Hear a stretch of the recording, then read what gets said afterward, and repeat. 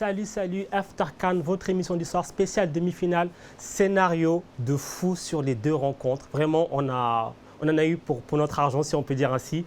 Le Sénégal et l'Algérie qualifiés pour la finale. Deux équipes du groupe C qui sont rencontrées en phase de groupe se retrouvent pour la grande finale. On va débriefer sur ces deux rencontres, ces deux demi-finales à rebondissement et à suspense.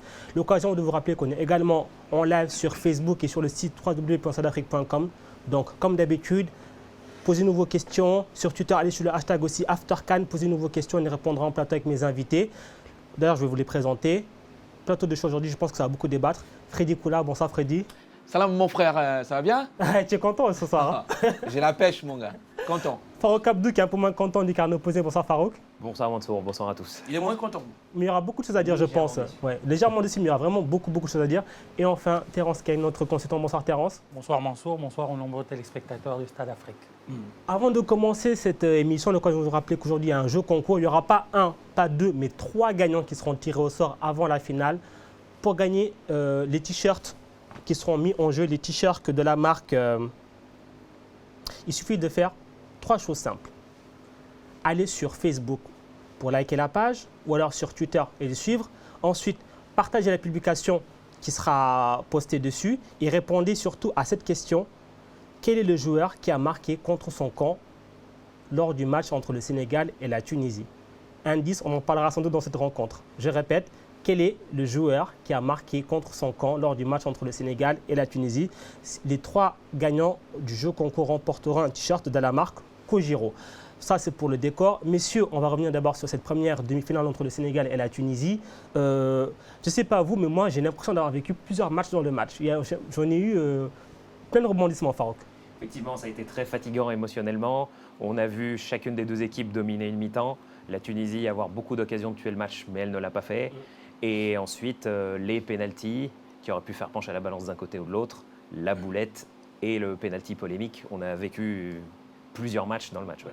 Freddy, c'est vrai qu'on pensait qu'après Algérie-Côte d'Ivoire, au niveau émotion, c'était vraiment le summum. Là, on a vraiment un match difficile pour les nerfs. Oui, difficile et surtout, enfin un match à émotion, à grande émotion pour le Sénégal parce qu'on dit souvent que pour aller au bout dans une compétition, il faut passer par toutes les étapes. Et là, il y a eu un vrai ascenseur émotionnel. Évidemment, le Sénégal a souffert. Le Sénégal a failli rompre avec cette affaire de penalty raté. D'abord, la chance d'avoir eu Gomis qui a arrêté son penalty. La malchance d'avoir vu Saïfet rater le sien. Et puis à la fin, on a l'impression qu'il y a le petit coup de pouce du sort du bon Dieu, Allah, qui dit enfin le Sénégal c'est ton jour. Et c'est avec beaucoup d'émotions finalement que ça s'est terminé aux grandes dames d'une équipe de Tunisie qui a été, je pense, costaude mentalement, qui a été bonne aussi tactiquement. Je pense, comme on disait d'ailleurs sur les émissions précédentes, ils sont montés en régime dans cette CAN pendant qu'on ne les attendait pas forcément vu les premières prestations. Malheureusement, là, ils ont gagné qu'un seul match dans la compétition, mais ils se sont retrouvés en demi-finale en ayant gagné qu'un seul match. C'était déjà un exploit, mais c'est surtout qu'on a vu qu'ils avaient du caractère et qu'enfin, le talent pouvait ressortir parce qu'ils ont, en deuxième mi-temps, été vraiment bons. Ils ont gêné techniquement le Sénégal qui a été plutôt bon en première mi-temps. C'était un vrai partage de mi-temps dans ce match-là. Ils auraient pu passer. Ça s'est joué à peu de choses, mais je pense qu'ils peuvent être fiers et les Sénégalais ils peuvent être contents d'être en finale 17 ans après. Je me souviens, j'avais quel âge? En 2002, j'avais à peu près 12-13 ans. El Hadji Diouf qui me fascinait. Et là, il y a Sadio Mané. Il n'a pas été très bon dans le match, mais il emmène avec toute sa bande l'équipe et le pays en finale. Ça, on est content. Terence, c'est vrai qu'on est passé par beaucoup d'émotions, mais surtout, on a vu que chaque équipe a eu l'occasion de tuer le match quand même. Oui, on a vu que chaque équipe a eu l'occasion de tuer le match. Je crois que ce qu'il a manqué aux Tunisiens, je crois que les précédents matchs, on en parlait ici des choix tactiques d'Alain Giresse, mais comme le disait Freddy, l'équipe tunisienne a eu l'occasion de monter en puissance. On a vu que l'équipe tunisienne en milieu de terrain, les Chalaili et compagnie ont bien travaillé, mais devant Kénissi, ça restait quand même un peu juste pour aller au bout. Mais au-delà de la victoire du Sénégal, je crois que le Sénégal, il y a beaucoup de choses, moi, qui ne m'ont pas plu. Et qu'aujourd'hui, si on voit ce que l'Algérie a fait tout au long de la compétition, pour moi, les Sénégalais doivent vraiment revoir leur copie. Mais on va retenir ce soir la qualification du Sénégal. Évidemment, on va se projeter sur la suite pour la finale entre le Sénégal et l'Algérie. Avant de se projeter sur la finale, justement, on va prendre d'abord la direction du Caire. Notre ami Lassana était au stade pour cette affiche. Il nous propose son débrief comme d'habitude. On écoute et après on revient en plateau pour en débattre. Il fallait s'y attendre. Une demi-finale, ça ne se joue pas, ça se gagne. Un match absolument shooté à jouer. 2 pénaltys ratés, les Tunisiens ont raté, les Sénégalais ont raté. C'est extraordinaire. Un Tunisien marche contre son camp.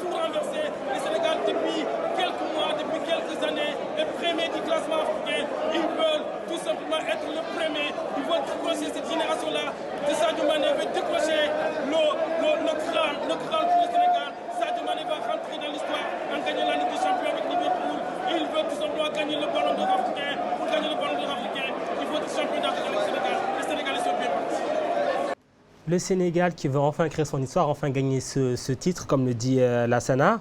Mais ce fut dur quand même pour eux. Effectivement, leur manière d'approcher le match était bonne parce qu'ils ont mis la Tunisie sous pression d'entrée. En première période notamment. Ouais. Ils avaient ciblé un côté plus faible, celui de Mohamed Draguer, qui n'était pas titulaire lors des derniers matchs, qui était promis à souffrir face à Sadio Mané et à Sabali, qui fait une excellente première mi-temps. Vrai, ouais. Malheureusement, ce qui a plombé un petit peu le Sénégal en première mi-temps, c'est le fait que Mbaye Niang a beaucoup loupé et était plus un poids pour son équipe qu'un avantage aussi bien sur la finition des actions que sur la manière de les aborder. Le Sénégal a perdu pied franchement en deuxième mi-temps parce que la Tunisie arrivait beaucoup mieux à se projeter et s'est procuré beaucoup d'occasions. Ils ont été bénis avec le pénalty de Ferjani Sassi qui a raté. Réciproquement, le Sénégal a eu une balle de match avec Henri Saivet et a pu ensuite tenir avec ce coup du sort de la prolongation. Dans l'ensemble, l'impression est quand même un petit peu plus négative parce que quand on prend dans son ensemble, le Sénégal aurait pu se faire punir en seconde mi-temps, mais l'essentiel a été acquis. D'ailleurs, on va voir la composition du Sénégal. C'est vrai que vous l'évoquiez, Farouk, il y a eu ce côté gauche très offensif entre d'un côté Mané et aussi Sabali. D'ailleurs, Sabali qui s'est procuré les meilleures occasions en première période, notamment la première occasion avec cette frappe sur la barre et une autre frappe aussi. On sentait clairement que voilà, la stratégie c'était de dire voilà, il y aura entre guillemets un novice qui n'a pas encore joué la compétition face à vous deux. Faites la différence. Moi, je pense que ce qui m'a déplu chez les Sénégalais, c'est qu'on avait l'impression qu'ils dégageaient trop d'assurance, ils étaient trop sûrs d'eux face à une bonne équipe tunisienne.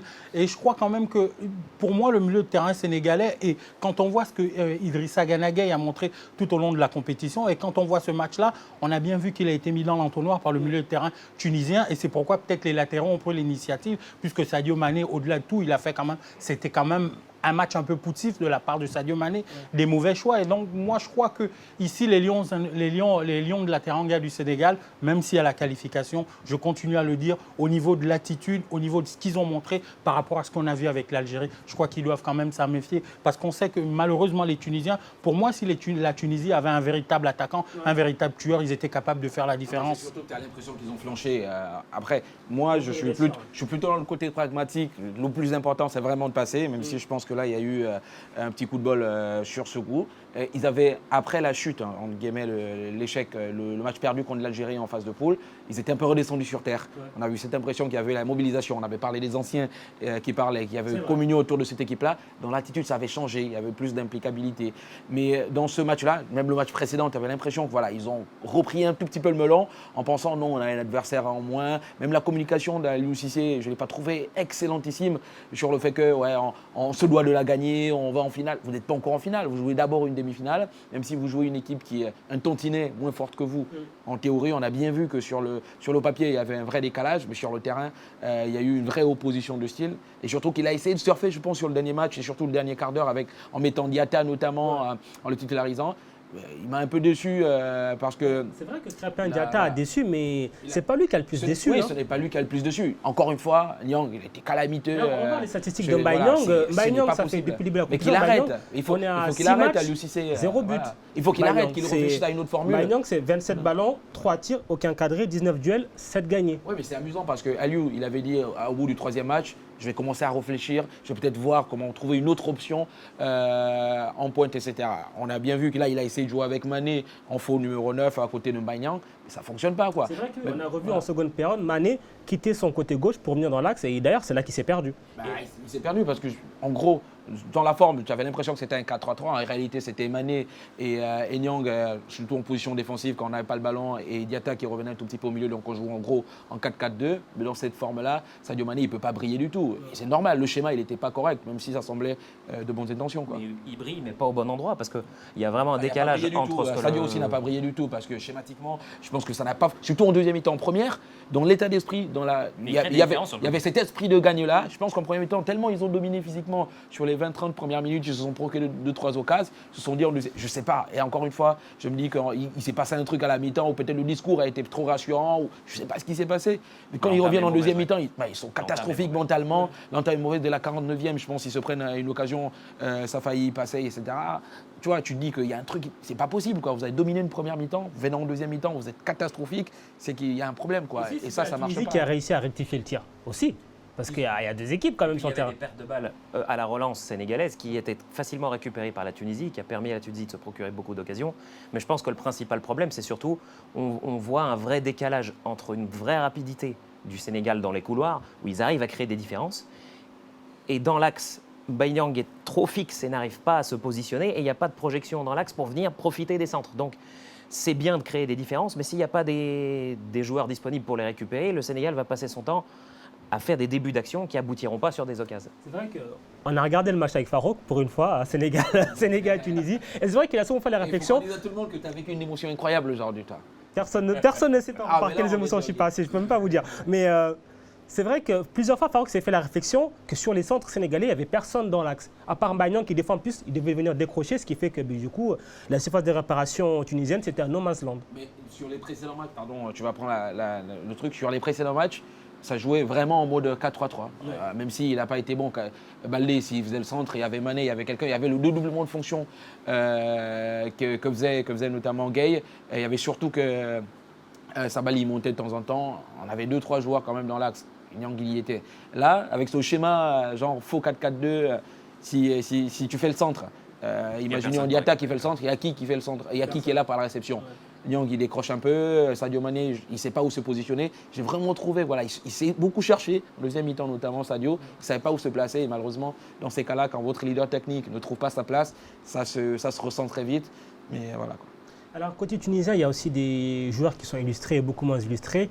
Il y en a un qui est malheureusement un petit peu le symbole du mauvais côté de la Tunisie, c'est Wabi Kazri. Kazri qui a récupéré le brassard après la sortie de Msakni, mais on l'a trouvé trop individualiste dans son jeu. Il a trop voulu en faire tout seul en fait. Moi, j'ai trouvé la prestation de Wabi Kazri un peu décevante. C'est vrai qu'en fin de match, il a sorti les muscles, mais il a sorti les muscles au mauvais moment, quand l'équipe était menée, il s'est plus énervé. Alors que lorsque Wabi Kazri est bien en forme, moi je préfère voir un Wabi Kazri qui est en forme et qui peste, même s'il peste contre ses adversaires ou contre l'arbitre, mais il prend des initiatives. On a bien vu que la seule fois où on a vu véritablement Wabi Kazri, c'est quand il s'est énervé. Et malheureusement, quand il s'est énervé, c'était déjà trop tard aussi. Mais déjà la question c'est quand est-ce que vous avez vu, je parle sous ton contrôle, quand est-ce que vous avez vu Wabi Kazri enchaîner 3 bons matchs? Moi, depuis que je le vois, jamais de la vie. C'est-à-dire qu'il attend le bien, le bon et le moins bon. C'est ce que je dis souvent. Il est rarement sur une constance où il fait 2-3 matchs bons. Il a fait un demi-match sur le 8e de finale où il est rentré à la fin. Il avait été piqué. Il avait été génial. Sur le match d'après, il a été sublime. Et là, le 3e match, logiquement, les statistiques disent qu'il n'enchaîne jamais 3 excellents matchs. Malheureusement, mais c'est de l'inconstance. C'est pourquoi il n'est pas au-dessus. Son talent est énorme, mais il n'arrive pas à enchaîner, répéter les le problème d'une part, c'est que, certes, comme le dit Freddy, si on prend sur la globalité de la prestation, quand on regarde sur tous les matchs, il y a eu beaucoup de matchs qu'il a ratés et certes, l'entrée en jeu contre le Ghana était très bonne. Ouais. Et aujourd'hui, on l'a vu très inefficace, beaucoup de coups de pied arrêtés qui ont mal été exploités, l'excès d'énervement en fin de match qui a un peu plombé la fin de la prolongation de la Tunisie. Et en fait, il y a 2 aspects.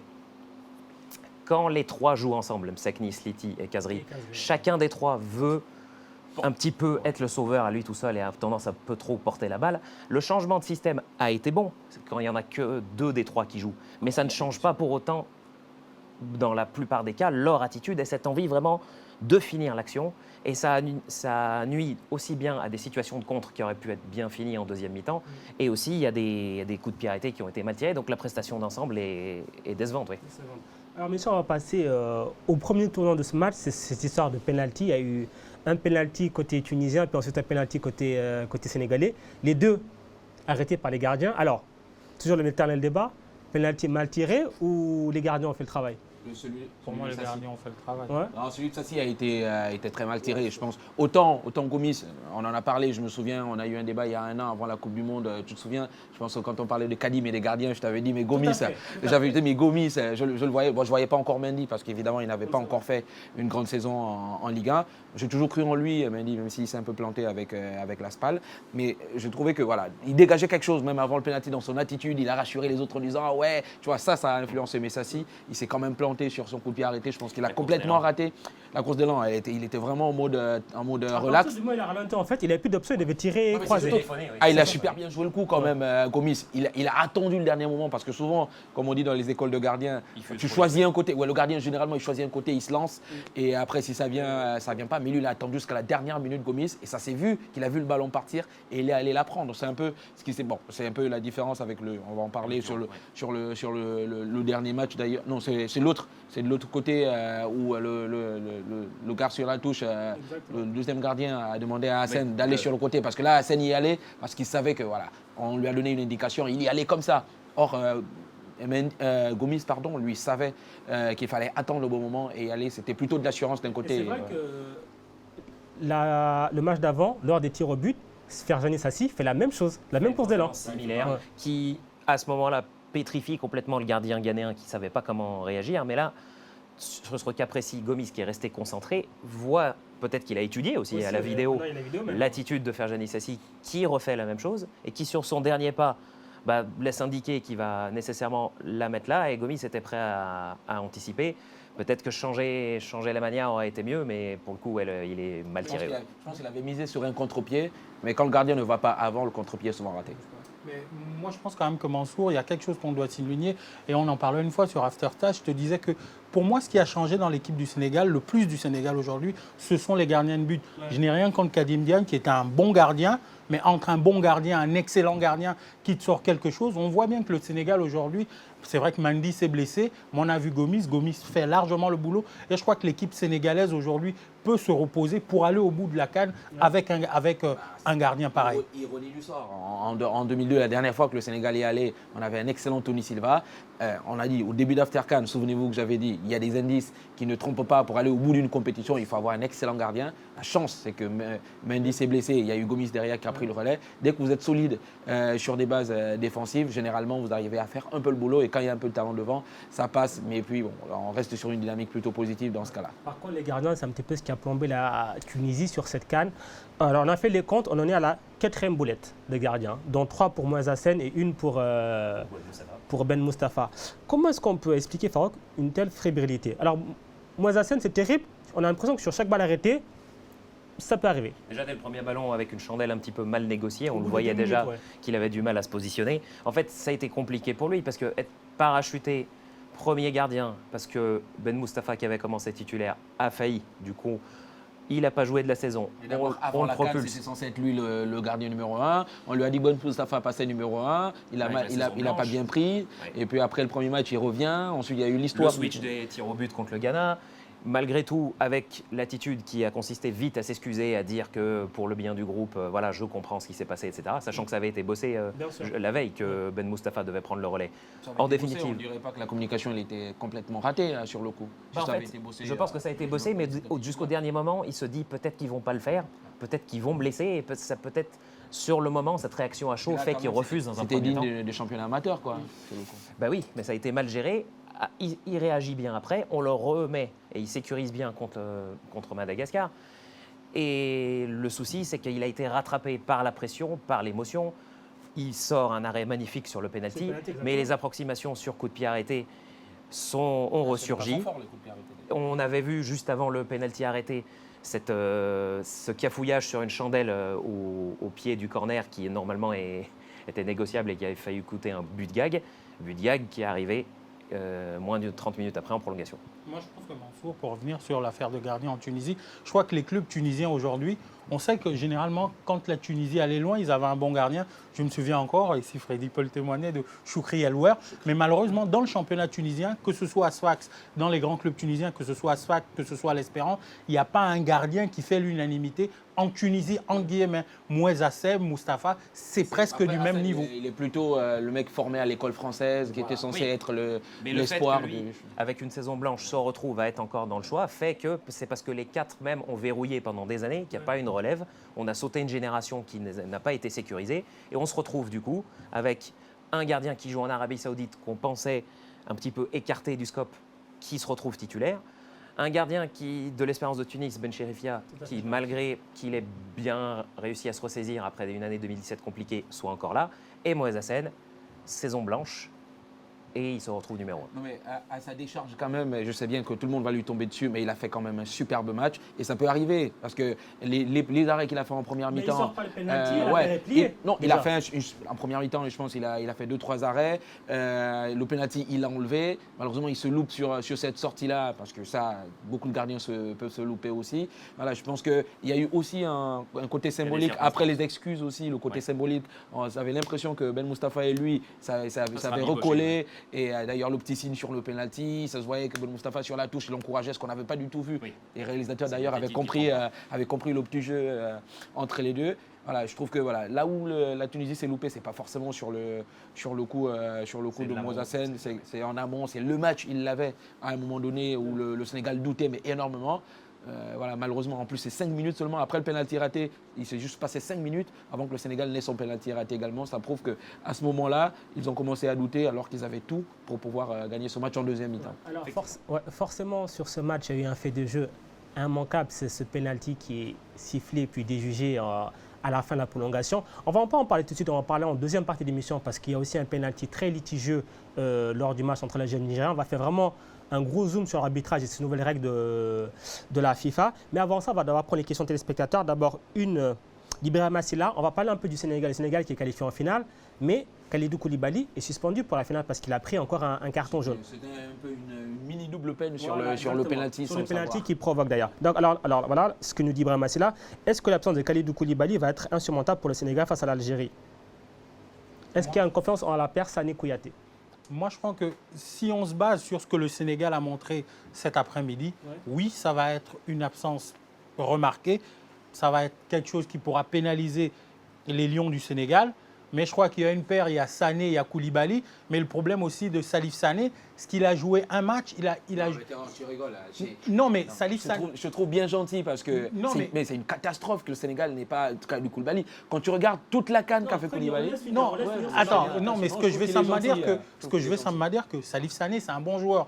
Mais c'est peut-être qu'au niveau du rythme, il va peut-être manquer de rythme parce qu'il n'a pas assez joué. Il s'est blessé la première journée de la CAN. Mais Koulibaly, Sané, ça tient la route.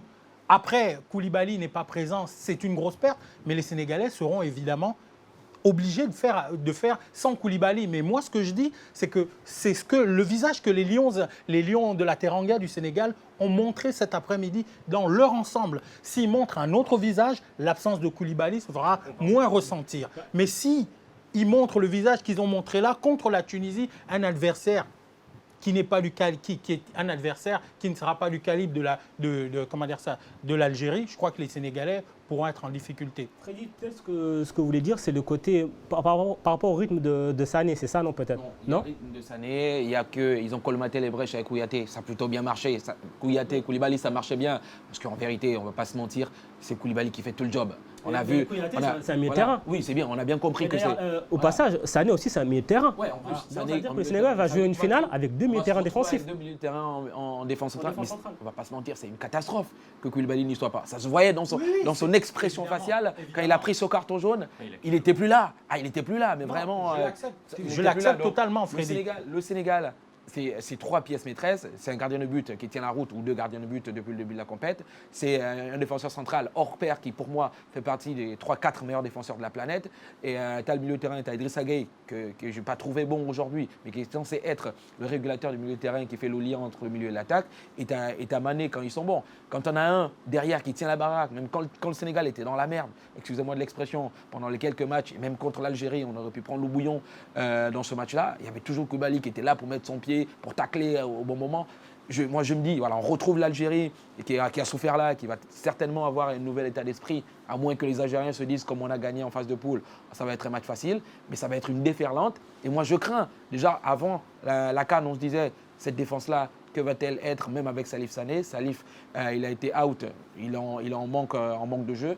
Moi, j'aimerais bien voir ça. C'est pour ça que justement le coach le refait jouer. Peut-être dans l'état d'esprit, ça pourrait être bien aussi. Tu perds un homme en défense, un homme important comme Koulibaly, c'est un fait. Mais si en milieu de terrain, tu n'es pas bon, si en attaque, tu n'es pas bon, si dans ton animation offensive, tu n'es pas bon, ça fait beaucoup de choses. C'est pourquoi je dis il faut que les Sénégalais se remettent à l'endroit, Perdre Koulibaly, c'est une grosse perte, c'est énorme, mais derrière, il y a quand même des garanties. C'est Salif Sané. Mais moi, le problème de Salif Sané, c'est peut-être le rythme. Est-ce qu'il aura le rythme nécessaire devant des Algériens qu'on a vus fortement sollicités? Moi, c'est là la question. Mais au niveau de la qualité, c'est vrai qu'il a la qualité pour remplacer Koulibaly. Paradoxalement, certes, l'absence de Koulibaly va être un problème, mais quand ils vont être confrontés à un défi physique conséquent avec Bounedjah qui va multiplier les appels, il va les harceler physiquement et dans la profondeur, sur les côtés, le problème va être encore plus insoluble avec devoir tenir Mahrez et Belaïli. Ça reste des problèmes globaux qu'il faut gérer, mais je pense que c'est beaucoup moins compliqué, toute proportion gardée, de tenir un mec physiquement, comme Sané et Kouyaté vont devoir faire, que comme Sabali va devoir faire, c'est de gérer techniquement un dribbleur qui va le solliciter. Certes, Koulibaly, dans son placement et dans son profil physique, va manquer, mais le défi va à peu près être équivalent avec ou sans lui. Je pense que ça va se jouer dans d'autres secteurs de jeu. Koulibaly, c'est aussi le leader. C'est que si tu n'as pas Koulibaly dans le Sénégal, c'est l'équivalent du Real de Madrid qui joue sans Sergio Ramos. C'est pas pareil du tout. Dans l'équilibre de l'équipe, il y a une telle entente parce que lui derrière arrive à gueuler de temps en temps parce que Kouyaté est capitaine, mais de temps en temps, voilà, c'est pas lui qui se comporte en leader dans cette équipe-là. On a bien vu depuis le début de la CAN que les gueulantes, c'est lui qui les pousse et c'est Koulibaly, il ne sera pas là. J'aimerais bien voir ça. Mais c'est tout aussi excitant parce que ça pousse enfin d'autres à s'affirmer. Salif Sané, il peut aller au charbon de temps en temps. Ça pousse aussi à voir ce dont est capable Cissé, Aliou Cissé qui enfin a sa finale, qui enfin est au tournant de son histoire, qui enfin va peut-être essayer de gagner quelque chose. Attention, peut-être que le chat noir de 2002 va le poursuivre parce que c'est lui qui était le capitaine de cette équipe-là. Il se pointe là 17 ans après.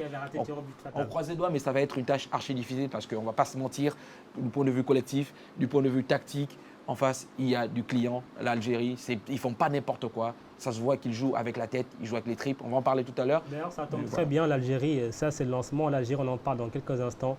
Juste après cette courte page de pub. À tout de suite.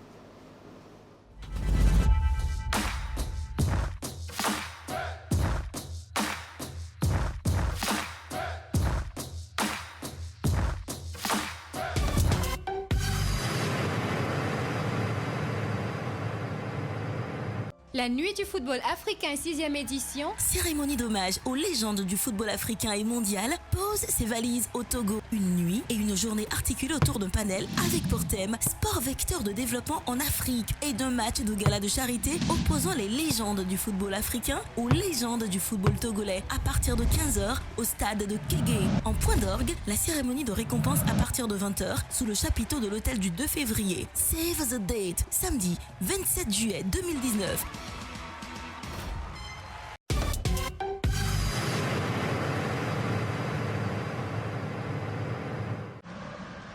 Vous savez que là dehors, en fait, ils sont des milliers à compter sur nous. On sait que c'est difficile. L'adversaire est coriace. Il faut rien lâcher.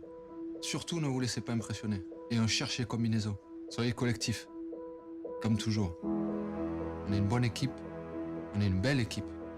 Et moi, j'ai confiance en vous. C'est comme ça qu'on pourra battre le coup dystrophie. Et aider les enfants malades. Allez, c'est parti.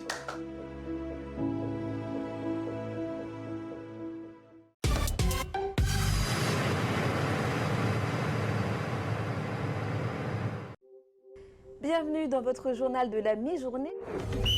Bienvenue à toutes et à tous dans le grand journal des sports.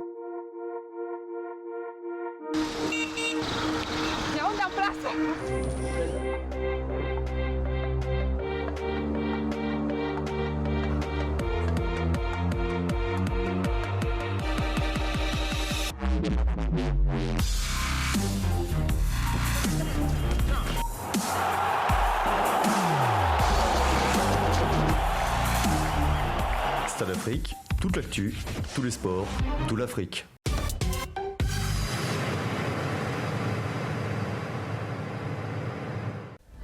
Salut à tous, vous connaissez After Stade. Pendant la CAN, rendez-vous dans After CAN, votre émission 100% foot, tous les soirs après le dernier match du jour, avec en plateau mes invités et mes chroniqueurs pour débattre sur des sujets enflammés.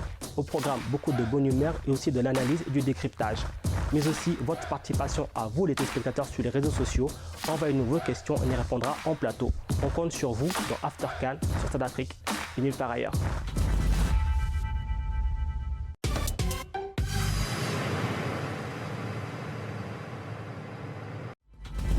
Bonjour à tous et à toutes, je suis très heureux de vous retrouver pour cette nouvelle édition de Sport Palabre sur Stade Afrique.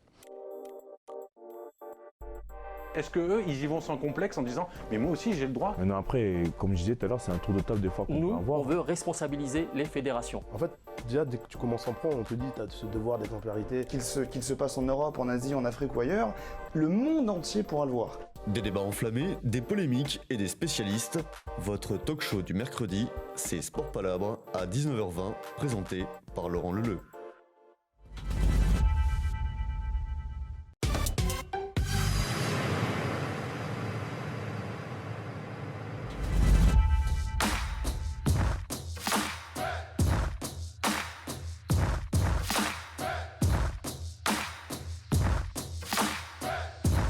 After CAN, deuxième partie, toujours accompagné de Freddy Koula, Farouk Abdou et Terence Keng. L'occasion de vous rappeler qu'on est sur le live Facebook en même temps, donc continuez à nous envoyer vos questions, on y répondra selon l'évolution de l'émission. Et aussi l'occasion de vous rappeler qu'il y a ce jeu concours qui se fait à ce moment même, avec 3 t-shirts, donc 3 gagnants pour des t-shirts de la marque Kojiro qui sont ici, qu'on vous enverra.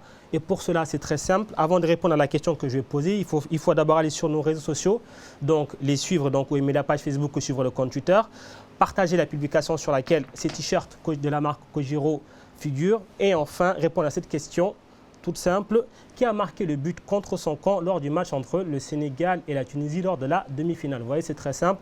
Si vous avez suivi un petit peu, on a dit son nom en première partie, d'émission. Messieurs, on a parlé du match entre le Sénégal et la Tunisie. On va s'avancer un petit peu. Il y avait la deuxième demi-finale entre l'Algérie et le Nigeria. Ça a été là aussi intense jusqu'au bout. Scénario à rebondissement. Et puis il y a Freddy, ce coup franc de Mahrez. On l'a un peu senti venir. Je vous avoue que quand on était là, on était assis, on regardait l'émission, tout d'un coup on s'est dit, ça va arriver. À ce soir, ce qui est assez tard, il y a Magali qui s'occupe du community management et de tout ce qui est photo teasing. C'est elle qui est venue nous dire, ça va rentrer. Coucou Magali, donc ce qui se passe, c'est qu'on l'a senti, ça ressemble à ces soirées, on va faire un parallèle avec la Ligue des Champions où tu as l'impression que voilà, il y a cet esprit-là qui communie à ce moment-là. Quand il a pris le ballon, on a dit aïe aïe aïe. Quand il y a eu le coup franc d'ailleurs, on s'est dit aïe aïe aïe, en dernière minute et tout. Et là, il la met. Il fallait bien qu'il la sorte. Moi, je me souviens de la phrase. On va revenir encore peut-être à l'équipe de France de Laurent Blanc qui avait dit à Zidane, c'est ton jour, lors de la finale 98. Et aujourd'hui, tu avais l'impression qu'il fallait que le génie enfin sorte, le génie de Mahrez, parce que le début de la compète, il nous a régalé avec les gestes techniques, il a été là au service des autres, il a fait, je pense, 2 passes d'ess. Et là, ce soir, il fallait que c'est lui qui porte cette Algérie-là. Ils avaient besoin de leur Riyad Mahrez, ils avaient besoin de leur icône, de leur capitaine, parce que là, il s'est comporté en capitaine. Son talent a parlé pour lui et ça justifie tout le bien qu'on pensait de lui au début de la CAN. Ça fait peut-être déjà longtemps qu'on se dit que les stars ne brillent pas à la CAN. Lui, Mahrez, a brillé collectivement et là, individuellement, il nous a sorti un petit bijou. Et c'était la classe. C'est vrai que, Terence, on a vu sur ce match, l'Algérie peut-être montrer une certaine supériorité par rapport au Nigeria. Le Nigeria, on n'a pas vu une prestation. Enfin, on a vraiment vu l'Algérie dominer les débats. Oui, je crois que si Bounedjah est plus réaliste, le match il est plié depuis. À la mi-temps, hein. Il est plié à la mi-temps. Mais malheureusement, Bounedjah, il avait engrangé pas mal d'occasions. Alors c'est quelqu'un au niveau des éliminatoires, il a énormément brillé. C'est un bon buteur. Mais aussi, je crois que les Super Eagles du Nigeria, à part la solidité, je crois que lorsqu'on est dans une compétition comme ça, quand le collectif est un peu freiné ou pas bien huilé, comme on a vu avec les Algériens, on a vu que les Nigérians ont fait preuve de beaucoup de solidité. On peut s'en remettre évidemment au talent individuel et Riyad Mahrez nous a montré une fois de plus que c'était un redoutable joueur, c'est un joueur qui était bourré de talent et qu'il mérite sa place à Manchester City, qui est l'un des plus grands clubs en Europe. Et pour compléter sur Mahrez, seulement une stat importante qui prouve d'ailleurs qu'il est rentré dans l'histoire de l'Algérie. Il devient aujourd'hui le meilleur buteur de l'histoire de l'Algérie en Coupe d'Afrique des Nations, 6 réalisations. On ne le voyait pas forcément venir sur les années précédentes. Pourtant, il a passé Rabat Madjer et tout le reste. Et c'est le petit Mahrez, le petit chouchou algérien, qui est aujourd'hui l'icône du football algérien. C'est la même équipe algérienne qui a été reconduite, celle qui a joué les quarts contre la Côte d'Ivoire, qui a été reconduite en demi-finale. Pourtant, ils ont eu un jour de récupération en moins. Ils se sont tapés prolongation plus tir au but. On les avait quittés, franchement, lessivés. On ne va pas se mentir, après ce match contre la Côte d'Ivoire qui avait été très dur physiquement mais aussi émotionnellement, on a vu des joueurs, beaucoup de larmes, même Belmadi sur le banc et tout, vraiment usés physiquement et peut-être aussi un petit peu attaqués moralement. Ils ont réussi à trouver les ressources pour encore faire une prestation de choix. Oui, parce que en fait, par rapport à l'entame, le Nigeria n'a pas du tout abordé le match de la même manière que la Côte d'Ivoire qui avait tout de suite agressé l'Algérie, il y a plusieurs phases de jeu du quart de finale, les avait sollicités physiquement, les avait harcelés, les avait empêchés de poser leur jeu au milieu de terrain. Ouais. Là, aujourd'hui, le Nigeria a composé de manière différente, s'est retrouvé beaucoup plus en difficulté. L'Algérie avait une grande facilité sur le plan technique à lancer tout de suite Bounedjah dans l'espace entre les deux défenseurs. Et le seul souci en fait, que l'Algérie a eu, c'est après avoir mené au score, de vouloir faire quelque chose qu'elle ne savait pas faire avant, mais qu'elle sait faire, c'est d'endormir le match pour empêcher le Nigeria de se poser, pour aller se rapprocher du but et se procurer des occasions. Mais le souci, c'est que quand un coup du sort comme le penalty vous tombe dessus et que vous avez endormi le match, eh ben vous devez relancer la machine. Et ça a été très compliqué. Et si Mahrez ne met pas le coup franc, ça aurait été très compliqué pour les prolongations. Bien, on va en parler de ce coup du sort, entre guillemets. On a vu cette main d'Aïssa Mandi qui est sifflée après consultation du VAR. Parce que c'est fou, on a vraiment deux cas de figure sur ces deux demi-finales. On a une main d'Idrissa Gueye qui est en prolongation, qui est d'abord sifflée, qui est déjugée par l'arbitre. Et là, la même chose, elle est sifflée par M. Gassama et elle est confirmée. Alors que dans les deux cas, on voit deux joueurs qui n'ont pas l'intention de faire main. Sauf que sur quelques centimètres quand même, celle de Mandi est un peu plus décollée par rapport à celle d'Idrissa Gueye et surtout la direction du ballon. C'est peut-être là parce qu'on va le dire, il y a le règlement et même celui qui est entré en vigueur depuis le 1er juin. C'est bien écrit que désormais, l'intentionnalité de la faute ou pas, toutes les mains dans la surface sont sifflées. Sauf qu'il y a la règle et il y a l'interprétation de la règle. C'est ça qu'on nous met pas. Freddy, dans ce cas-là, on ne s'en sort plus. Je veux dire déjà qu'avant, il y y avait beaucoup de trucs. Ouais. Moi, j'ai discuté avec Eric Castan Otogo, qui a fait un excellent match face le match de l'Égypte. Et le Gabonais arbitre, peut-être qu'il fera la finale, on le lui souhaite, Eric Otogo. Ce qui est sûr, c'est que l'interprétation, c'est vraiment le côté non dit de la loi. Ouais. C'est-à-dire que même si on dit intentionnalité ou pas intentionnalité, il y a surtout qu'ils prennent en compte un aspect essentiel, celle de la décision. C'est-à-dire que le ballon qui va vers le but, que la main soit intentionnelle. C'est vraiment là. Si le ballon va vers le but... La main de Mandi, le ballon ne va pas vers le but. Non, il est dans la direction verticale. Oui, c'est ça en fait. C'est dans la direction verticale. C'est-à-dire qu'on dit potentiellement, si elle va vers la direction du but, même si ce n'est pas cadré ou pas cadré, ce n'est pas le cadre, c'est que c'est la direction. Si c'est surtout sur la verticale, généralement, il réfléchit à deux fois et si elle est un peu décollée du corps. Celle de Gueye, elle aurait pu être sifflée, sauf qu'à ce moment-là, il a interprété sur la distance. D'abord, la distance entre la déviation, je ne sais plus qui l'a fait, je pense Salif Sané, et la main. La distance était extrêmement courte. Le problème, c'est que derrière, voilà. Si Gueye ne touche pas le ballon de la main, il y a un joueur tunisien qui peut la récupérer, qui est face au but. Oui. La distance était... Non, la distance était courte. La distance était courte. Le ballon n'allait pas en direction du but. C'est un. Ensuite, celle de Mandi, la distance était grande. Et puis voilà. Je veux dire, on nous dit une règle. La règle, elle est comme ça. Il n'y a plus d'interprétation. Là, on voit clairement qu'il y a deux... Ah ben si, il n'y a plus d'intentionnalité. Non, voilà. Donc ça veut dire que s'il n'y a plus d'intentionnalité, c'est pas main volontaire ou pas involontaire, c'est une main est une main. Oui, mais du coup, ça donne des disparités dans l'interprétation aussi. Sinon, après, si tu fais ça, il y aura... Imagine, moi je suis à 1 mètre de toi. Ça compte toujours la distance. Ça, on ne va pas vous le dire. Il y a la loi et il y a l'esprit de la loi. C'est ce que dit le board d'ailleurs. Alors comment fait le grand public, le téléspectateur qui sont là? Ils doivent comprendre la subtilité de la loi. Justement, c'est à nous aussi de leur expliquer le truc. Est-ce que c'est pas ça qui Mandi, le mec a frappé je pense, de 25 mètres. Le ballon est venu, il avait le temps de pouvoir l'enlever ou pas. Elle était un peu décollée. Celle de Gueye, je ne sais pas, en micro de seconde, comment entre la tête de Sané et le ballon arrive sur sa main, comment il arrive à l'enlever. Ça compte essentiellement la distance. Est-ce que justement, après, tu as des mecs qui vont frapper sur le ballon. Ces interprétations qui font qu'après, il y a toujours des suspicions de corruption, etc. Moi, j'ai comme l'impression que les arbitres, avant la CAN, on dit qu'il y a une nouvelle règle ou loi, mais d'un autre côté, c'est peut-être ce qu'on dit en off, c'est l'intime conviction de l'arbitre. C'est-à-dire que ça va revenir à l'arbitre parce que lorsqu'on voit les deux cas de figure, le premier, il ne donne pas pénalty, le deuxième, il donne pénalty, on a l'impression que l'arbitre, il est allé, il a regardé et puis il a dit « moi je siffle le pénalty » et l'autre il siffle pas le pénalty. Mais ni la VAR. L'action de Mandi doit plutôt être comparable au pénalty qu'il a sifflé contre Koulibaly. Donc Koulibaly, le problème c'est qu'il a vraiment la main collée au corps. Sauf que le ballon frappe la main parce que le ballon allait vers le but. Ouais. Parce que si le ballon n'allait pas vers le but, elle était collée. Il aurait réfléchi à 2-3 fois avant. C'est compliqué quand même de dire qu'il n'y a plus volontaire par volontaire et que là, qu'on voit qu'il y a encore peut-être... Il y a des disparités. Oui. L'interprétation, par définition, induit qu'il va y avoir différents cas de figure qui, dans un cas, vont être sifflés et d'autres non. Là, ça fait vraiment pas clair. Ça fait vraiment pas Et donc, ça va être quoi la solution quand on voit que c'est comme ça? Parce que, imaginons, ça arrive en finale, encore quelque chose comme ça, une finale. Imaginons qu'une finale de Coupe d'Afrique des Nations, il y aura beaucoup de gens qui vont regarder. Ça va être quand même la compétition vitrine du continent. Quand on se retrouve avec un cas de figure pareil, on fait quoi? Moi, je dis au contraire. Moi, j'étais content aujourd'hui, surtout sur la décision de Samsa, un arbitre que je n'aime pas forcément, le Kenyan. Souvenez-vous d'ailleurs, l'Éthiopien, c'est lui qui a arbitré la fameuse finale de la Coupe de la CAF et il s'est fait, entre guillemets, agresser par le président de la fédération marocaine, qui a d'ailleurs été suspendu il n'y a pas longtemps. Il a un peu litigeux comme voilà, ouais, je sais pas. C'est une fake news finalement. Bon, il n'y a pas de note officielle. Ouais, il n'y a pas de note officielle, mais la CAF, je pense, ils se sont planchés dessus, même si on sait que le président de la Fédé marocaine est un grand ami d'Amad. Ce qui est sûr, c'est quoi? C'est lui. Il siffle un penalty similaire. Il avait sifflé un penalty similaire. Qui est pareil, une frappe qui va vers le but. Moi, ce qui me conforte mon soir. Ce qui me conforte mon soir. La finale de la Coupe de la Confédération, elle était avant ou après le 1er janvier? Le 1er juin, pardon. Non, mais elle était avant. Elle était avant. Non, elle était avant. La Coupe de la Confédération, c'est avant. La Coupe de la Confédération s'est jouée avant la fameuse finale de Ligue des Champions. Avant?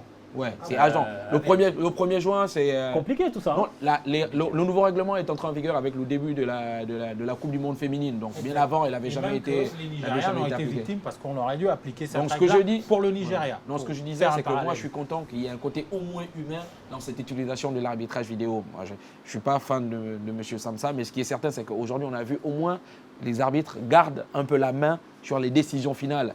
Et il y avait un côté humain dans cette affaire-là, sur le penalty de Gueye notamment. Autant il aurait pu l'accorder, autant il a décidé de ne pas l'accorder à ce moment-là. Je trouve qu'il y a eu un peu de logique. Un autre arbitre qui se retrouve dans la même situation, qui siffle la main d'Idrissa Gueye, qui va vérifier à la vidéo, qui revient, qui accorde finalement le penalty, il n'y a pas de scandale. Mais il y a la subtilité de la loi. C'est-à-dire que en fait, on peut siffler, on ne peut pas siffler. Dans les deux cas, c'est pareil. Moi, je dis, Mansour, le VAR ne règle rien. Les nouvelles règles ne règlent rien. Plus que la décision revient à l'arbitre. Non, c'est pas que ça conforte les décisions de l'arbitre. Oui, mais même si ça conforte les décisions de l'arbitre, on a vu que sur les deux matchs, on a vu deux décisions totalement différentes. Non, mais c'est pas similaire. Les actions ne sont pas similaires, Terence. C'est là où on ne peut pas se comprendre. Non, mais il y a quelques similitudes quand même. Non, mais je te suggère d'aller discuter, mais vraiment avec les arbitres. C'est là qui est important. Discute avec eux, ils vont te dire la subtilité du truc. C'est que si tu ne comprends pas cette subtilité-là et que tu penses que la main, c'est la main et que tu ne tiens pas compte de la trajectoire du ballon, ça, tu as complètement faussé l'interprétation. Ça veut dire qu'on a un texte qui ne correspond pas aux règles du jeu, parce qu'on nous dit il n'y a pas d'intentionnalité. Là, on revient, oui, mais en fait, non, mais c'est pas possible. C'est ce qu'on dit, qu'il y a la loi et il y a l'esprit de la loi. Oui, ça, c'est possible. Les deux lignes, regarde, la loi, elle fait deux lignes. Bien sûr. Tu ne peux pas, imaginons. Non, elle fait plus. J'ai regardé tout à l'heure. Elle fait plus, mais je veux dire, il y a la loi et puis après, il y a des alinéas. Ce sont les alinéas. Le grand public, on va pas se mentir, Freddy, il ne va pas aller lire tout ça. Il faut quelque chose de clair. Alors, ça concerne aussi. Ça concerne, c'est ce qu'on fait ici, mais c'est compliqué de dire la loi, elle est ça, mais l'application, c'est un peu comme ça. Mais sans nécessairement formaliser pour descendre à l'échelle du grand public, il est aussi possible que les interprétations qu'évoque Freddy soient expliquées sous forme de consignes aux arbitres et que ce soit redescendu aux équipes nationales. On voit bien ça fait dans d'autres sports et dans d'autres domaines. Ils ont souvent des briefings avec les commissions d'arbitre. Avant la compétition, en disant s'il y a ça, ce sera sifflé comme ça, s'il y a ça, ce sera sifflé comme ça. Ça simplifierait beaucoup de choses déjà dans le comportement des joueurs qui éviterait des énervements similaires à ce qu'on a vu aujourd'hui. Et surtout, ça permettrait de vraiment, en amont, identifier ce côté esprit de la loi qui n'est pas nécessairement formalisé dans le texte. Donc en somme, il y a encore quand même du travail parce que c'est un petit peu fouilli tout ça. Il y a du job. Et ce n'est pas seulement une affaire de la CAF parce que moi j'ai vu c'est parti un peu en cacahuète en disant arbitrage CAF. Ça a été le même débat sur la Coupe du Monde féminine que j'ai regardé attentivement. C'était pareil sur les mains. Il y avait toujours entre la décision finale prise après consultation de la vidéo et qui était toujours sujette à interprétation. Souvenez-vous, les Nigériennes qui se sont senties flouées sur une décision sur la ligne, etc. Ou sur des fautes où tu as l'impression qu'elle a juste effleuré après. Ça viendra toujours au même parce qu'à la fin, l'arbitre, il regarde la vidéo et il se conforte dans son choix. C'est toujours lui à la fin. Moi, j'ai vu, d'ailleurs, on l'a bien entendu sur le son, M. Samsa dire I see the video, there is no penalty, no penalty. Parce que lui, il a regardé et il s'est rassuré. Il s'est dit j'ai pris une décision, finalement, je me suis trompé en sifflant. Et lui, il a regardé et il a jugé en fonction de ce qu'il a comme prérequis et surtout ce qu'il a comme consigne de l'arbitrage. Petit coucou d'ailleurs à Pierre-Alain Mougengi, le président de la Fédération gabonaise de foot, qui me voit comme son ennemi, mais qui fait un travail remarquable quand même dans la commission d'arbitrage. C'est là qu'il est le meilleur de toute façon, parce que j'ai toujours pensé qu'il n'était pas excellent manager pour manager le football gabonais, mais en tant qu'arbitre, c'est un chef. Freddy va régler ses comptes. Mais ce qui est regrettable, c'est qu'au final, à cause de ça, beaucoup de médias et nous-mêmes allons nous concentrer sur une polémique, alors que sur un ensemble d'un match de 120 minutes, il s'est passé énormément de choses, ça aurait pu basculer sur beaucoup de choses, où on pourrait parler de la tactique, des coups du sort, des décisions, etc. Et au final, on se retrouve à parler de ce qui a fait basculer. Et c'est toujours dans la polémique, dans des interprétations. Certes, ce n'est pas un but acquis, mais c'est de grandes chances quand même. Ça change l'issue d'un match. Je veux dire, moi, je suis tunisien, je me sens un peu floué. Je sais pas vous. C'est clair qu'on est obligé de parler de ça, parce que c'est quand même une demi-finale de Coupe d'Afrique, et c'est quand même une décision, en guillemets, qui pouvait... On rappelle, Terence, pardon, si moi vous coupez, que le VAR est intervenu depuis les quarts de finale. Oui. Donc, c'est-à-dire qu'imaginez, on avait les mêmes situations avant les quarts de finale. Qu'est-ce qui se passe ? C'est compliqué là aussi. On s'en remet toujours au jugement final. Mais moi, j'ai même eu l'impression. Ça veut dire que l'arbitre sifflait la main de Gueye. Bah, je pense potentiellement, ouais. Oui. Potentiellement. Non, mais ça. C'est-à-dire que la compétition est biaisée quand même. Mais si, Freddy. Peut-être pas biaisé. Mans. Il avait décidé dans un premier temps de siffler directement le penalty. Moi, je sais pas si tu as vu, que ce soit la Coupe du Monde féminine, parce que justement, on est sur 2 compétitions sur lesquelles le nouveau règlement est testé. Non, mais voilà, je sais bien, on en a parlé un peu en off. Mais ce qui est sûr, c'est que même les cas, il faut juger sur les cas. C'est-à-dire que si une action est susceptible d'annihiler un but direct, on peut toujours parler du Tunisien qui était à côté, qui aurait pu éventuellement prendre le ballon. Mais le problème, c'est que voilà, il n'a pas anéanti une action directe de but, il n'a pas ralenti, il n'a pas changé la trajectoire du ballon. C'est ça en fait. Et donc, s'il a changé la trajectoire du ballon, l'arbitre peut juger qu'il a annihilé une faute et il peut juger de l'intentionnalité ou pas. Encore une fois, la distance est importante. C'est ça que les gens doivent comprendre. La distance est importante et la trajectoire est importante. Dès que tu as pris ces 2 faits-là, normalement, le jugement il est fait derrière par les arbitres selon, pas forcément leur convenance, mais selon le briefing qu'ils ont eu en amont. Parce qu'ils font d'énormes séances de briefing et ils sont nombreux à discuter, que ce soit sur son kit oreillette où on lui parle en vidéo en lui disant il y a une action décisive, tu devrais regarder. Lui-même, à la fin, c'est lui qui décide et généralement, il a les outils pour. Il faudra qu'il se briefe un peu plus, ensuite qu'eux nous briefent, que nous, on puisse briefer le grand public parce qu'il y a vraiment, je pense, un côté pédagogique là qui manque et qui c'est très important. On devrait davantage avoir, je pense, un lien direct avec. La CAF devrait communiquer davantage, je pense, avec que ce soit les médias ou. C'est une commission média, la CAF. Une commission média. Moi, je pense que les meilleurs communicants de la CAF depuis le début de la CAN, là, ce sont les Algériens qui font le bruit en France. C'est eux qui communiquent le mieux. Je dis ça pour rire, mais la meilleure com. Parlons de l'Algérie, parce qu'on a quand même un finaliste de la compétition. Est-ce qu'on peut dire que c'est peut-être l'équipe la plus forte pour l'instant de ce qu'on voit, Terence ? Sans conteste, c'est l'équipe la plus forte. Ce qui manque à plus qu'à dire vive l'Algérie, quoi. Non, ce qui manque peut-être à l'Algérie, c'est que Bounedjah se mette au niveau de ce que les autres, ses autres compères sont, c'est-à-dire que ses coéquipiers. Ce qui manque à l'Algérie aujourd'hui, c'est un véritable attaquant, un véritable tueur. Son travail de sape, il est important. Voilà. On ne peut pas non plus s'en priver. Certes, il y a un petit carence en réalisme. Les statistiques de Bounedjah, je laisse continuer. Oui, mais Farouk, le travail, il est important.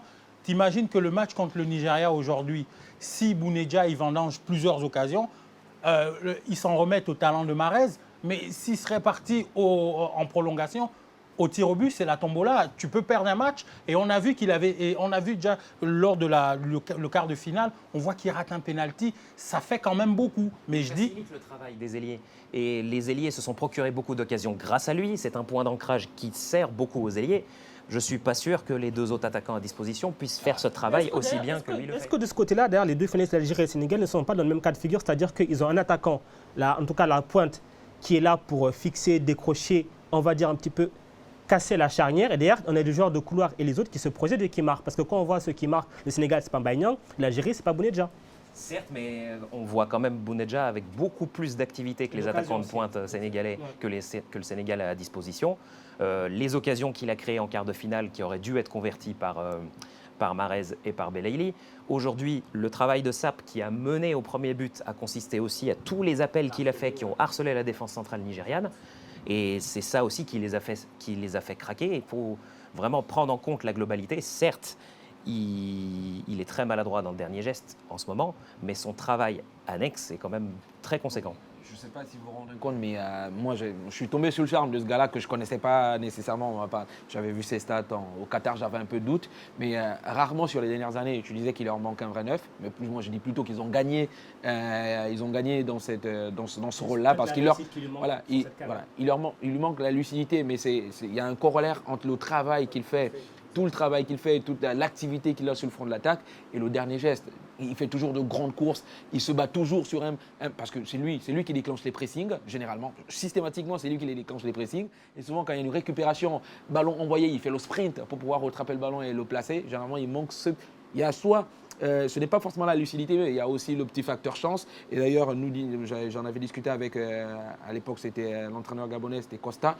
Il me disait, pour un attaquant, le plus dur, Freddy, ce n'est pas de marquer des buts, mais de se créer des occasions. Ce mec-là, il se crée des occasions. À un moment donné, ça va revenir. Là, il est en mode un peu disette, il doute un tout petit peu, il y a eu le penalty en sus. Ce qui est certain, c'est qu'à un moment donné, il va la mettre, peut-être en finale. Je ne le souhaite pas, parce que sinon, il va me mettre KO. Mais ce qui est certain, c'est que moi, je le trouve vraiment bon. Je le compare un peu à Diego Costa.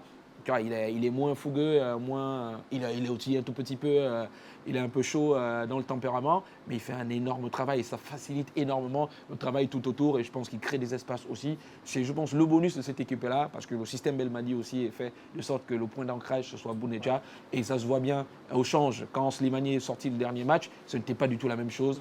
Niveau valeur, franchement, il n'y a pas comparaison. Et par rapport à la nervosité, on a eu peur qu'il y ait une petite rechute par rapport à la manière avec laquelle il a été déstabilisé à la fin du match face à la Côte d'Ivoire. Au début de sa carrière, il prenait beaucoup de cartons rouges, il s'en prenait beaucoup aux arbitres, des bras d'honneur, beaucoup de violence. En fait, on a trouvé. Et il a réussi à se canaliser en allant au Qatar. Et il a réussi plus à se concentrer sur le travail face au but, sur le travail de harcèlement, sans jamais sortir du match, ni se laisser déstabiliser aussi facilement. On a eu peur d'une petite rechute, mais finalement, il semble rester beaucoup plus focalisé sur le jeu que sur les à côté. En tout cas, il y a une stat quand même importante globalement, plus qu'on va peut-être conclure sur l'Algérie. C'est sa troisième finale qu'elle va jouer, mais c'est la première fois depuis 2010 qu'une équipe inscrive 12 buts dans une compétition. La dernière fois, c'est l'Égypte qui avait réussi en 2010. Ça prouve quand même, là ils sont sur les traces de 1990 où ils avaient marqué 13 buts. Jamais dans l'histoire ils avaient réussi à le faire. Là, ils sont à 12 buts. Ils sont quand même sur une dynamique qu'on n'avait pas vue ces dernières années avec l'Algérie, qui était un peu éternel loser, éternel espoir. C'est un peu le même cas de figure avec le Sénégal, qui sur ces dernières années, il y avait beaucoup d'espoir autour. On est bien heureux d'ailleurs, même si les demi-finales, c'est la première fois depuis 1988 qu'une équipe, ou l'une des 4 équipes demi-finalistes de l'édition précédente ne soit pas au dernier carré. Il y a un renouvellement aussi dans cet esprit de compétitivité qui fait qu'on verra enfin un champion qui n'était plus apparu depuis plus de 30 ans. Alors c'est vrai que là, vous le disiez, il y a 2 équipes qui sont des éternels espoirs. Il y a beaucoup de qualité dans ces effectifs. C'est 2 équipes qui étaient attendues. 2 équipes qui se sont affrontées en phase de groupe. On a vu l'Algérie prendre d'ailleurs le dessus sur le Sénégal, 1-0. On a les 2 meilleures défenses aussi de la compétition. À quoi est-ce qu'on peut s'attendre comme type de match? Pour moi, dans ce type de match, je crois que collectivement, les Algériens, ça faut le dire, de ce qu'ils ont montré à la CAN, ils sont un ton au-dessus du Sénégal. Mais c'est vrai qu'individuellement, là, il y a vraiment match. Mais je crois que moi, c'est plus au niveau d'esprit et du comportement. On a l'impression que les Algériens, lorsqu'ils jouent leur match, ils montrent beaucoup d'envie, ils montrent beaucoup de certitude. On sent vraiment, l'Algérie a vraiment la tête du vainqueur de la Coupe d'Afrique des Nations. Et maintenant, pour le Sénégal, comme je l'ai dit, pour moi, il faut que des joueurs comme Sadio Mané affirment. Pour moi, il doit totalement s'affirmer au niveau de son statut. Si les Sénégalais ne se mettent pas au niveau des Algériens que j'ai vus là, je crois que l'Algérie est partie pour être championne d'Afrique. Mais est-ce que le premier match, justement, Terence, pour Bonos Koudi, ne va pas servir d'exemple aux Sénégalais, là où ils se sont fait, entre guillemets, bouger dans le défi physique? Ce qui était amusant le premier match, c'était de voir que ce qui était caractéristique, ce qui représentait le Sénégal, c'est-à-dire l'impact physique dans le match, avait été copié et parfaitement utilisé par l'Algérie et Belmadi, qui était un entraîneur intelligent. D'ailleurs, je vous suggère, j'ai vu une interview formidable de Sofiane Fegouli qui parlait de Belmadi, justement, qui connaît bien l'UCC, on en a parlé, et qui disait que collectivement, ils ne sont pas plus forts, par exemple, que l'équipe qu'avait Aïlo Zika à l'époque. Mais ce qui est sûr, c'est que dans l'état d'esprit, depuis qu'il est là, Fegouli, il disait que je n'ai jamais vu cela. C'est-à-dire que Belmadi est arrivé, il a discuté individuellement avec chacun de ses joueurs, il leur a fait comprendre le rôle de chacun dans l'équipe, il leur a fait comprendre à chacun que moi, et même à Fegouli, il lui a dit je peux te mettre sur le banc, mais il faut que tu me garantisses que quand tu seras sur le banc, tu ne vas pas faire la gueule. Et quand je vais te faire rentrer, tu vas te donner à 200%. C'est cet esprit collectif-là. Il y a une unité dans ce groupe-là qui fait que même du point de vue émotionnel, ça se ressent. Sur le match précédent, on parlait de Bounedjah, même si c'est quand Thiago Silva pleure, on dit que c'est une fiotte. Et que quand Bounedjah pleure, on dit que c'est quelqu'un de sentimental et qui aime le pays. Mais on a bien vu qu'il y a une attache aussi avec les événements qui se passent en Algérie. Je trouve qu'il y a une sorte de synergie, de symbiose, que ces mecs-là, ils se battent vraiment pour le coup, pour leur nation. Ça décasse vraiment le cadre du football et ils savent qu'ils ont un moyen de penser, entre guillemets, les blessures des Algériens et que ça va changer peut-être dans l'idée l'ambiance qu'il y a actuellement en Algérie et ça va rendre heureux le peuple. Ça les booste, les images qu'ils voient partout. Il y a aussi un aspect il y a deux aspects qui vont aussi beaucoup aider. On a vu que la préparation algérienne au Qatar, dans les conditions climatiques équivalentes à l'Égypte, ont très bien marché. Ça a très bien marché. Ils tiennent très bien le choc. Et deuxièmement, un joueur comme Youssef Belaïli, qui connaît la Ligue des champions africaine, qui a brillé, qui sait comment gérer des temps forts et des temps faibles d'un match, constitue le facteur X qui a su relayer quand Mahrez ne donnait pas l'apport escompté. Et c'est vraiment très très décisif et ça va sûrement coûter cher aussi en finale. Vous l'avez vu, ça va se jouer, comme d'habitude dit la fameuse phrase, ça va se jouer sur des détails. En tout cas, ça sera très très très très chaud. Nous, on sera là vendredi. On sera là vendredi pour déjà mercredi, lors des matchs pour la 3e place, pour faire déjà les débriefs de cette, pour voir qui sera médaille de bronze entre guillemets, aussi faire l'avant-match de cette finale. On va beaucoup parler justement des deux équipes, Algérie d'un côté et Sénégal de l'autre. On se donnera rendez-vous vendredi pour la grande finale. On va essayer de faire les choses en grand, vraiment les choses en bien. Aussi, il y aura beaucoup de petits cadeaux à gagner à gauche à droite. L'occasion de vous rappeler que pour gagner les 3 t-shirts de la marque Kojiro qui sont ici, ça se passe sur la page Facebook et sur le compte Twitter. Et répondez à cette question: quel est le nom du buteur contre son camp lors du match entre le Sénégal et la Tunisie?